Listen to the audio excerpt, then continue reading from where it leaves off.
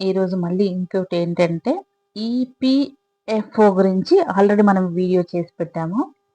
ఇప్పుడు ప్రైవేట్ కంపెనీల్లో సాలరీని బట్టి మనకు 30,000 ఉంటే ఎంత పెన్షన్ వస్తుంది ఆఫ్టర్ 60 అనే దాని గురించి ఈరోజు ఇప్పుడొచ్చిన మెసేజ్ అని చెప్పొచ్చు. ఏంటి అంటే మీ జీతము 30,000కి చేరుకుంటే ఎంత పెన్షన్ లభిస్తుంది మీకు అంటే, ప్రైవేట్ రంగంలో పనిచేసే ఉద్యోగులకు రిటైర్మెంట్ తర్వాత ఆదాయ భద్రత కల్పించేందుకు ఉద్యోగుల భవిష్య నిధి సంస్థ ఆధ్వర్యంలో పెన్షన్ సౌకర్యం ఉంటుంది. ఈ పెన్షన్ పొందాలంటే ఉద్యోగి తప్పనిసరిగా ప్రావిడెంట్ ఫండ్‌కు క్రమం తప్పకుండా మనము చందా చెల్లించాల్సి ఉంటుందన్నమాట. ఈ చందా చెల్లించడం మూలాన మనకు 60 ఏజ్ తర్వాత వచ్చే పెన్షన్‌లో మన సాలరీని బట్టి మనకు పెన్షన్ వస్తూ ఉంటుంది. ఈపీఎఫ్ఓ ప్రైవేట్ రంగంలో పనిచేసే ప్రతి ఉద్యోగికి పదవీ విరమణకు సంబంధించి ఒక ప్రశ్న ఉంటుంది. వారు పొందే పెన్షన్ వృద్ధాప్యంలో వారికి మద్దతు ఇవ్వడానికి సరిపోతుందా? ప్రస్తుత ద్రవ్యోల్బ రేటును పరిశీలిస్తే ప్రస్తుత ఈపీఎఫ్ఓ పెన్షన్ మొత్తము చాలా తక్కువగా ఉన్నట్లు కనిపిస్తోంది. అయితే ఇప్పుడు దేశవ్యాప్తంగా లక్షలాది మంది శ్రామిక ప్రజలకు ఆశాకిరణం కనిపిస్తుంది. వేతన పరిమితిని పెంచాలని సుప్రీంకోర్టు కేంద్ర ప్రభుత్వం ఈపీఎఫ్ఓను ఆదేశించింది. ఈ మార్పు అమలు అయితే ప్రైవేటు ఉద్యోగుల పెన్షన్లు గణనీయంగా పెరిగే అవకాశం ఉంది. మీ పెన్షన్ ఎందుకు తగ్గిపోతుంది? ముందుగా మీరు ప్రస్తుత తక్కువ పెన్షన్ ఎందుకు పొందుతున్నారో అర్థం చేసుకోవడం ముఖ్యం. ఈపీఎఫ్ఓ నిబంధన ప్రకారము పెన్షన్ కోసం ప్రస్తుత వేతన పరిమితి 15,000గా నిర్ణయించింది. అంటే మీ ప్రాథమిక జీతము 50,000 లేదా 1,00,000 అయినా పెన్షన్ లెక్కింపులకు 15,000 మాత్రమే పరిగణిస్తారు. మీ కంపెనీ మీ పీఎఫ్ ఖాతాలో డబ్బు జమ చేసినప్పుడు ఒక భాగం ఎంప్లాయీ పెన్షన్ స్కీమ్‌కి వెళ్తుంది. 15,000 స్థిర పరిమితి కారణంగా ఈపీఎఫ్‌కి సహకారం కూడా పరిమితం. అందుకే పదవీ విరమణ తర్వాత పొందే పెన్షన్ మొత్తం తరచుగా ఊహించినంత దానికంటే చాలా తక్కువగా ఉంటుంది. ప్రస్తుతం ఈ నియమం ప్రకారము ఏ ఉద్యోగి అయినా గరిష్టంగా 7,500 కనీసము 1,000 నెలవారీ పెన్షన్ పొందుతారు. ఇదంతా మనము బ్యాంకులలో జనవరి 16న బ్యాంకులకు సెలవు ఉంటుంది కాబట్టి నెక్స్ట్ డే చూసుకోవచ్చు అనమాట. అయితే ప్రస్తుతము ఈపీఎఫ్ఓ వేతన పరిమితి 15,000గా ఉంది. అంటే ఉద్యోగి జీతం ఎంత ఉన్నా పీఎఫ్, ఈపీఎఫ్ లెక్కింపు గరిష్టంగా 15,000 మాత్రమే జీతం ఆధారంగా జరుగుతుంది. ఇందులో ఉద్యోగి జీతం నుంచి 12% పీఎఫ్గా కట్ అవుతుంది.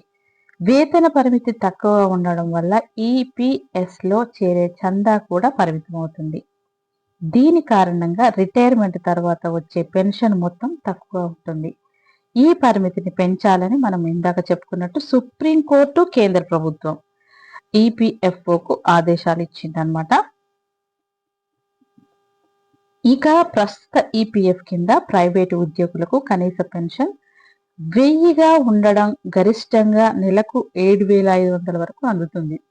అయితే వేతన పరిమితి 30,000కు పెంచితే పెన్షన్ మొత్తం పెరిగే అవకాశం ఉంది. పెన్షన్ లెక్కింపు కోసం ఈపీఎఫ్ఓ ఒక నిర్దిష్ట సూత్రాన్ని ఉపయోగిస్తుంది. పెన్షన్ గణితం మొత్తం మారుతుంది. ఇప్పుడు అందరూ ఎదురు చూస్తున్న మార్పు గురించి చూస్తే వేతన పరిమితిని 15,000 నుండి 30,000కు పెంచవచ్చునని చర్చ జరుగుతోంది. ఇది జరిగితే పెన్షన్ మొత్తం గణం మారుతుంది. పెన్షన్ లెక్కించడానికి సాధారణ సూత్రం ఏంటంటే పెన్షన్ జీతము ఇంటూ సర్వీస్ సంవత్సరాలు చేస్తే కనుక మనకు అది కంప్లీట్‌గా వచ్చేస్తుంది అనమాట. ఇది నేను ఒకసారి దాంట్లో చూపిస్తాను చూడండి. 15,000 అనుకోండి. ఇంటూ సర్వీస్ సంవత్సరాలు. మీరు ఒక 40 ఇయర్స్ చేశారనుకోండి బై 70 వస్తే అప్పుడు మీకు ఆన్సర్ వస్తుందన్నమాట. ఇక మనము పెన్షన్ జీతము మనం 15,000 అనుకోండి. మనం సర్వీస్ ఒక 40,000 చేసాము. బై 70 వేస్తే మనకు వచ్చేది ఎంత అంటే 5,099 930 రూపీస్ వస్తాయి అన్నమాట. మీరు ఒకసారి చేసుకోండి నేను చెప్పిన పద్ధతిని. ఇది అన్నమాట. సో, ఎట్లా మీరు మళ్ళీ ఒకసారి రిపీట్ చేస్తున్నా. పెన్షన్ జీతము ఇంటూ సర్వీస్ మనం ఎన్ని ఇయర్స్ చేశామో బై 70 రూపీస్ వేస్తే మనకు 5,993 రూపీస్ వస్తుందన్నమాట. సో, ఇది మీరు మైండ్‌లో పెట్టుకుంటారని చెప్పేసి నేను చూపిస్తున్నాను. తప్పకుండా మీరు చెయ్యండి. ఇలా చేసుకుంటే మీకొక సాటిస్ఫాక్షన్ ఉంటుంది. సో, ఇది అన్నమాట. ఇక ప్రస్తుతం మనము 15,000 ఆధారంగా లెక్కిస్తే గరిష్టంగా 35 సంవత్సరాల సర్వీస్‌కు పెన్షన్ 7,500 అయితే బేస్.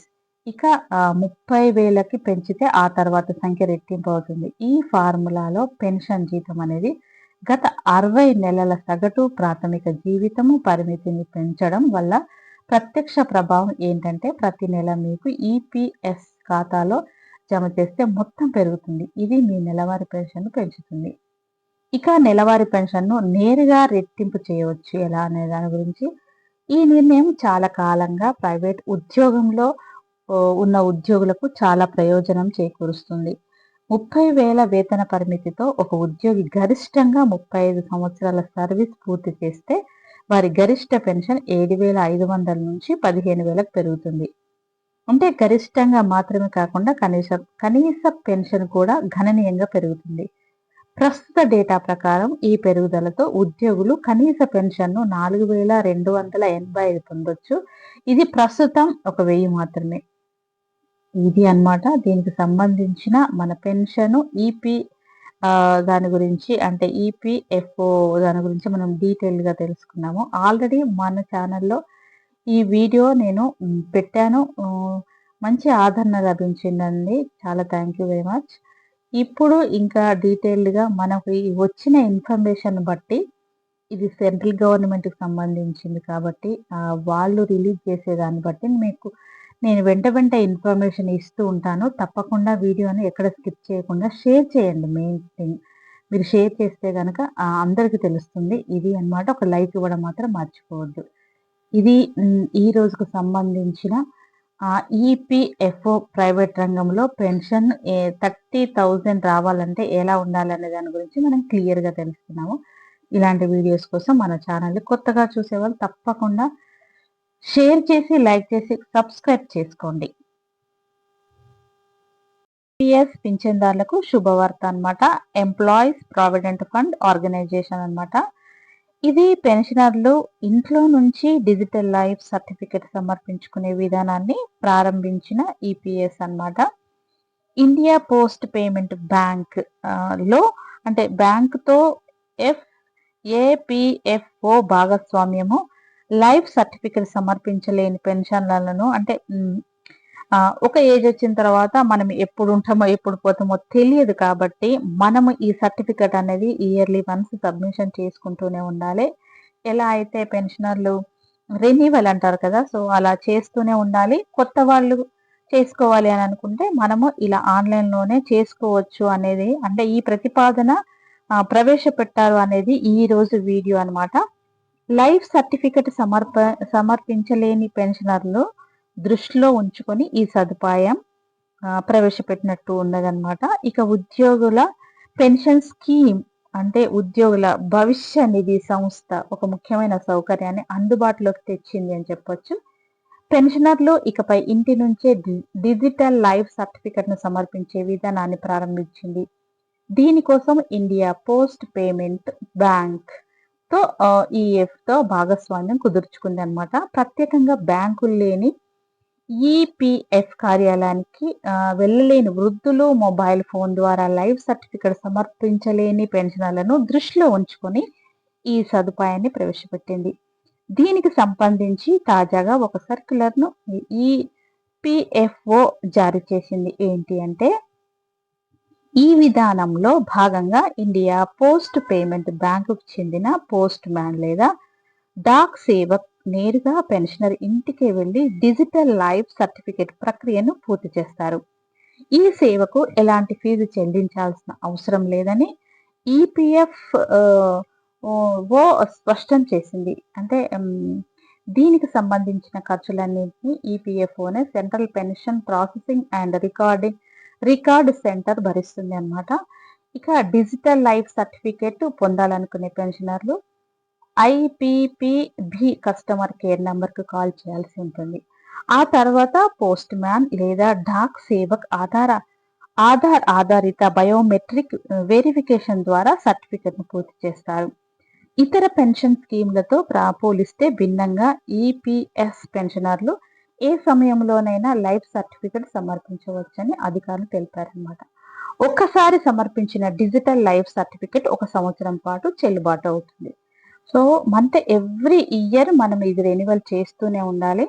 ఇలా చేయడం మూలాన మీకు ఈజీగా అవుతుంది. అక్కడ ఆ సేవకు సంబంధించిన వాళ్ళే మన ఇంటికొచ్చేసి ఇదంతా ప్రాసెస్ అంతా చేసి మనకు అంటే ఈ పెన్షన్ రావడానికి సహాయకంగా చేస్తారనమాట. సో, ఇది అన్నమాట. ఇంకా మీకేమైనా డౌట్ ఉంటే తప్పకుండా కామెంట్ సెక్షన్‌లో రాయండి.